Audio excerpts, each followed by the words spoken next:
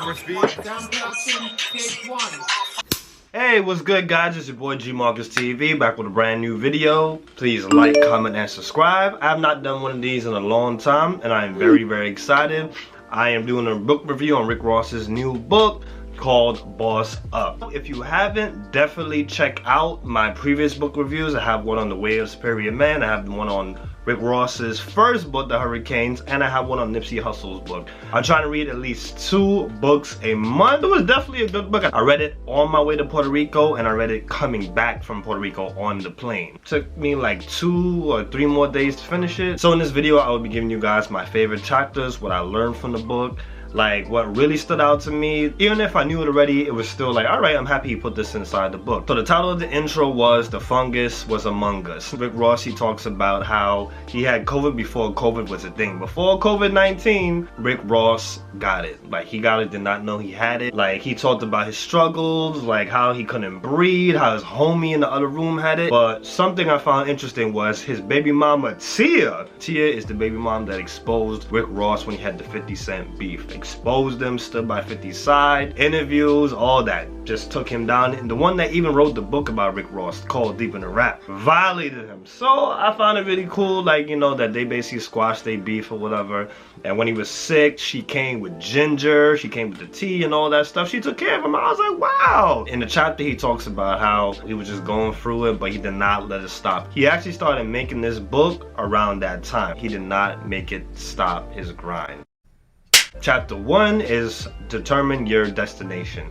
Now this one, he talks about creating your own path, making your own way, paying your own way for yourself, not waiting for the next man, the next person. Is like, you know, you going out there, you making things happen. Which was very interesting. He said that he mows his own grass, so he cuts his own grass. I'm like, wow, because of course, as you guys know, Rick Ross has a big mansion that he got from Evander Holyfield. Evander Holyfield owned a landscaping company $500,000 when he got the house. I was like, damn, $500,000 to cut some damn grass? But I know some people that they will cut that grass for less than that, not even $1,000. You give them $100, you get them $50, they will cut that. What? Another thing he talked about was how Evander Holyfield, instead of doing things that was his brand, that was his lifestyle, his personal lifestyle, he went on to other things, like a Christian, a boxer, made a record label signing gangster rappers. I'm like, what? So he talks more about that in the other chapter, but we'll get to that later. In chapter 3, this one is Every Boss Started as a Worker. Now that chapter, the title by itself should tell you what it is. It's like, yeah, you don't go from, you come out your mom's room and then you just become a boss. It's like, no, you gotta be a worker. Now you gotta like work. You gotta wait till your turn. You gotta work your way up to becoming a boss. It's just like Scarface said. First you get the money, then you get the power. Then when you get the power, then you get the woman. Like it's levels to everything. And something I just like that he talked about that really stood out to me was people become obsessed with the finished product and not with the progress. And damn, that is so true. Like just with these YouTube videos by itself, it's just like, I know some sloppy YouTubers out there. Their work is terrible. It's rushed. It's not no thought put into it. They just record, they just put it out. Another thing that stood out to me was he said that Aston Martin Music, which is the song that he has with Drake and Chrisette Michele, that song was the first song that became platinum. So he kept it real. He said that, yo, Drake gave him his first platinum hit. Every time that Drake was on something, it became a hit. It goes back to what Lil Wayne said, we're gonna be alright if we put Drake on every hook. So he makes sure he has Drake on every single album. If you want to hit up Drake. So this is chapter 4, and this one is Empires are built brick by brick. Like, you know, I already knew where he was going with it. Before you earn, you learn. And that one is a really good one. Basically just saying this, it's like, yo, you gotta master your skill. You gotta get your together. Like, you really got to do it. Like this whole YouTube thing, I had to like really study this YouTube thing before getting into it. But like what I gotta do for the channel to get monetized, like the hours I gotta put in, like I really studied this thing before anything. So something he said that was really good, and I love this quote also, is when the rise to the top is easy, the fall is easier. This is something that I know for a fact. This is something I've been through, but it's so true. I know some YouTubers out there, their channel got monetized in 1 month, 2 months, 3 months. Eventually, there was nothing else to do. Like, they got hot too quick to where it was just like, what the hell I'm gonna talk about now? Like, the hunger wasn't there, the drive wasn't there. That slow grind, you have to love it. It sucks and it's hard because you feel like your stuff is not being fruitful. You're not producing anything, but trust me, that slow grind, it builds character, it builds your mind. It really builds you. and it makes you keep going and going and going and going again. 50, Ross and Kevin Hart, they didn't get success right away. Things failed. A lot of things failed for them. For them to get to where they were, yeah, it's like they became very successful because they struggled. They struggled to get to the top.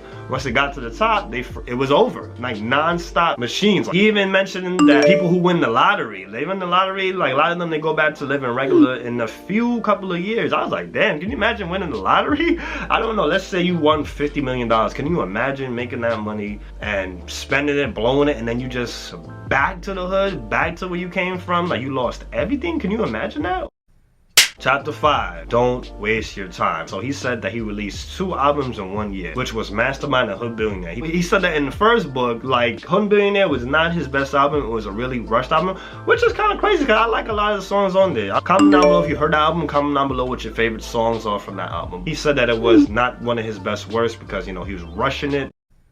So chapter number 6, teamwork made the dream work. Talks about his businesses. He talks about who runs them, how he had to let some people go. That was really good, and that's something that stood out. He said if you truly love someone, you'll want to see them boss up, with or without you. And when I heard that, I was like, damn, it reminds me of a situation. Maybe I'll talk about that story time one day. That was a really good chapter. Chapter 7, stack your paper. That was another good chapter. He talked about how, like, he bought his mansion, the Holyfield mansion, which is called the Promised Land, and he made profit off of it. That was really dope. He talked about how Superfly was shot in that house. Coming to America Part 2 was shot in that house, and he made money off it. People just, they rent out the house, pay for it, like it pays for itself. I was like, damn, that's really dope. I mean, that's something he talked about in a lot of interviews, but it was good that he expanded on it inside the book. So another thing that he even said was, if you cannot afford to buy it twice, don't buy it. That was really, really good. He talks about how he works on passive streams of income, which is something that we all need. How he talks about he has stocks, he has restaurants, he has liquors, all these deals he talked about. I found that to be really, really cool, and that's something that you got to be on. That's a boss up right there. You have to have passive streams of income. Chapter 8, war ready. He said that he stays ready for war. Any type of war, any type of situation, he stays ready for it. Basically talking about preparation is the key. Preparation is the key to all success. So he talked about Adrian Bronner, which is damn, like what he talked about, like he threw some people under the bus in this one, which he said that he wasn't trying to do, and I respect him for that. He said Adrian Bronner that's his homie. Fights that he was supposed to win, he did not win because of lack of preparation. He wasn't working as hard as he was supposed to work. He wasn't focused. I'm just using examples, getting high, drinking, staying out late, having sex. It's like he wasn't doing what he was supposed to do in order to win those fights, and that's why he lost the major fights. Fights that was for his career, that was gonna make his career go to another level. He messed up. So I'm really happy that Ross touched on that one. Comment down below if you see them fights. Comment down below. Chapter 9, your hustle determines your salary. So in this chapter he says how influenced he was by Master P. Master P was one of his idols, really influenced by him. I thought that cool. I don't remember that being in the book. So he said that when it was time to do the partner up for the chips, he has his own chips with Master P and own noodles, because Master P has Rap Snacks and he has noodles. He partnered up right away, no hesitation. So I was just like, okay, cool. I didn't know he was influenced by P. So something that he said, I'm just like, I don't know how to really take this. I don't know if I was Wale or Meek how to take this. He said he got lucky off of Wale and Meek Mills. I'm like, lucky? What the hell are you talking about? He said that he signed them off for talent and not personality. So I was just like, okay. I'm not gonna say it was a shot, but it was just like, I wouldn't know how to take it. How would you guys take it, knowing that your boss is saying he got lucky with you? And something else he says in it, he said, team can't win a championship if the coach wants them to win more than them. And I was like, yep, that is so true. I've definitely been around some people where it's just like, I wanted them to win more than they wanted them to win. I wanted them to do more than they wanted to do. Like, they were just happy being average. So I definitely see where he's coming from. I'm happy he said that in the book. Chapter 10, manage your emotions. Now in this one he talks about how he had to apologize. A lot of times he was wrong. He had to apologize for it. He talked about how he wanted the Breakfast Club, and how he talked about he cannot sign a female artist because he ends up.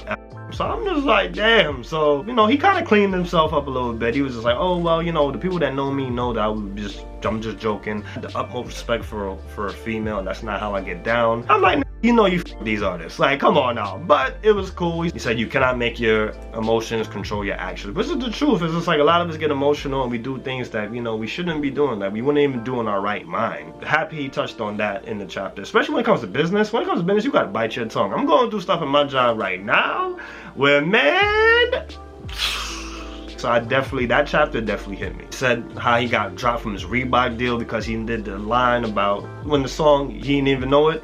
Like, that, which was a crazy summer banger where he talked about putting Molly in the girl's drink and then taking advantage of her. He had to apologize for that, even though they dropped him. He was just like, yo, you know, you can't leave on bad terms. Like, how would it look if he says Reeboks just because things went sour, especially since he fucked up. It goes back to where they tell you, like, never bash your former employers to a new job. Never say that, oh, well, yeah, F that job, da-da-da-da, never do that. He says emotions are temporary, decisions can have a permanent effect. And yeah, that is so true. We all get emotional. We all have to find ways to take care of it. Like, depending on what it is, there's a time and place for everything, and we have to really understand that. He says, take responsibility for your ups and be open to criticism, which is a great freaking quote that I would definitely use one day.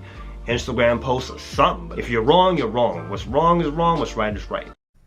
Chapter 11, your bedroom is your office. Now this one, he talks about how people mistake him for the CEO of Wingstop, which I thought it was when I first heard that, you know, he had a Wingstop. He talks about how he owns Wingstop's restaurants. He owns a couple. He doesn't own all of them. He owns like probably over 20, over 30, but he does not actually own the franchise. But the way he promotes it, you would swear to God he owns the company. The way he promotes it, but he promotes it like it's his. Like, even though I'm not, you know, the boss, I'm not the captain, not the leader of it, it's making me some bread. I own a couple of them, so it's just like, nah, I'm gonna promote it like it's my shit. Then he goes back to Holyfield, like how Holyfield was a Christian. He said that for a boxer that is a devoted Christian, that he should have been selling protein and exercise equipment instead of selling barbecue sauce and having a record label with gangsters. I was just like, yeah, you really got to stay in your lanes. Like, he said basically, like, whatever you invest in, that's something that's your lifestyle. And that's when he talked about Bel-Air, like how he drinks, he smokes, and yeah, that's why he has a weed brand. That's why he has an alcohol brand. Like, he's promoting things that he does on a regular. Chapter 12, bosses stay students. This is one of my favorite chapters. You gotta keep learning regardless. No matter how high your position is, no matter how big you get, you still gotta learn. And look at me, at this YouTube thing, I'm still looking at videos, I'm still seeing what I could do better. To keep your brand as fresh and as good as possible. He said if you want to keep winning, you have to find more ways to win. He said he works with a lot of the young artists to keep his music fresh. He says, of course, when he turns 50, you're not gonna be checking for a Rick Ross album at 50 years old. You're not gonna care what he has to say. He said that the rap game is a young man's game, and he makes sure that he works with the younger artists, and you know, that's gonna keep his material fresh, because a lot of stuff would be outdated if they didn't work with the young artists. So I found that to be really cool. He says, don't stay in the past, adjust to the present, which is something that is really hard to do, but it's something you have to adjust. Grow and get bigger and better. It's just like you have to adapt. Like, no one's saying adapt the full way, like you gotta change your whole thing, but it's just like, just get better.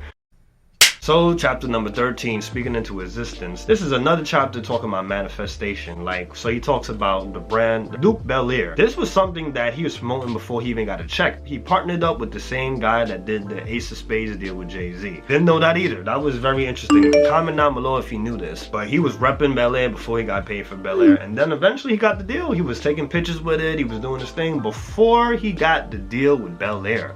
And now he has Bel-Air. He has stock in it. He's promoting it. It's just like he gets paid from it. So it's like, yeah, you really gotta go for what you want. Something that you believe in. It's something that you deal with. Yeah, he talked about how he just liked how the bottle looked, the black and the pink, and like the way it tasted. So he just went for it. The guy gave him a deal. Chapter 14, let your actions speak for you. This one, he actually gave his address. Any entrepreneurs out there that has clothes, anything they want to promote, anything they want to do, he was just like, yo, like, send it to this address. He said he will rep it if you like it. If you don't like it, he might probably still rep it just to show love and support. He said that if you want him to help you, you gotta help him. You gotta promote his shit.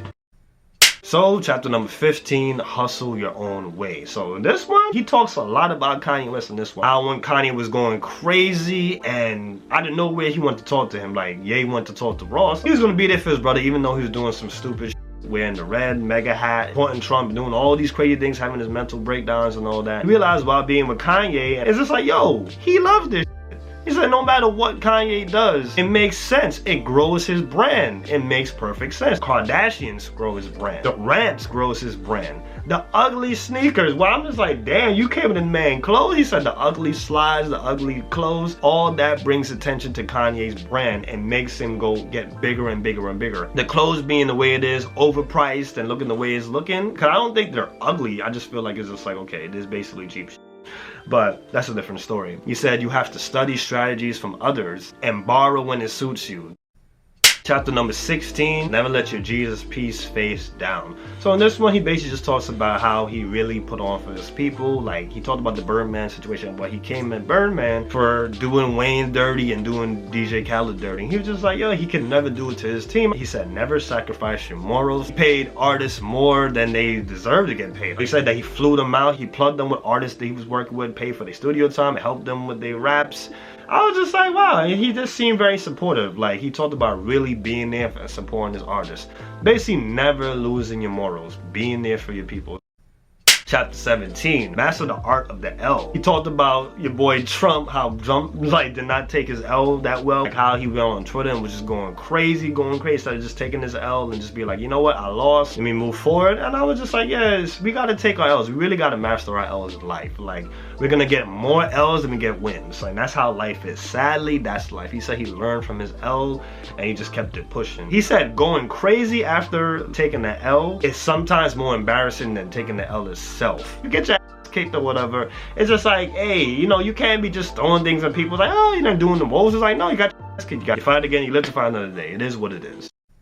But he ends it off, chapter 18, you can dig deeper. Now this one, he just basically was a nice little outro. He just says that once you hit your goal, it's not a goal anymore.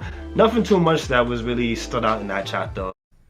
This book was definitely a good book. It was definitely worth the read. Now, I would give this book 1 to 10. I would give this book a solid 8. He did a good job. The writing, the person that helped him, like I said, did a fantastic job. The examples that they used, like the words, the chapters by itself, the titles of it, you already knew what you was getting into looking at the title of the chapter. Try to give you guys more book reviews. I know you guys love that, of course. Insecure episode reviews are coming. Queen reviews are coming. Like, a lot of reviews are coming for episodes, so stay tuned. I got a lot of stuff coming for you guys, and I got some story times coming, so stay tuned. Please like, comment, and subscribe. I'll be bringing you videos every single week. I love you guys. Thank you guys. You guys have a great day. Stay hydrated. It's your boy signing off. Got it. That's a wrap.